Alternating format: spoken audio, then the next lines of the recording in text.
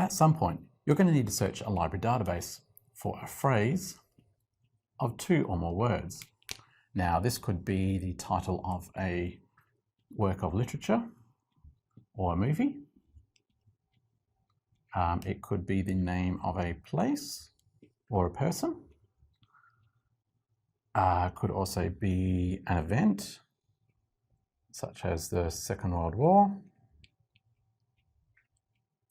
Or it could be, well, anything that has more than 1 word in it, such as string theory. Now, you could just put these words into the search box in a library database, and you're probably going to get back some useful results. However, you're also going to get back a lot of rubbish, and that's because the database doesn't actually care what order these words are in. So you could be searching for information about the Second World War, and instead you get back world box office figures for the second Star Wars film. It's not what you want. The database only just cares that all those words are in the result somewhere, and it'll get it back to you.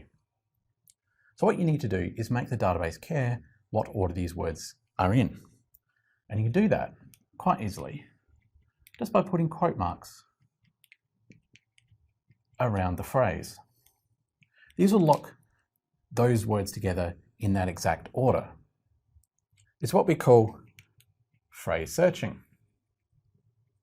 and it'll make your life a lot easier. Here's an example. Here I've searched in Flinders for Second World War. You can see I get nearly 3 million results.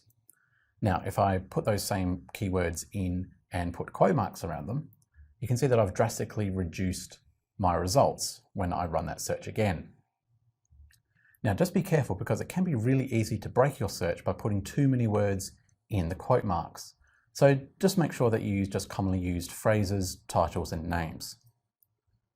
Getting used to using phrase searching will make your research a lot easier.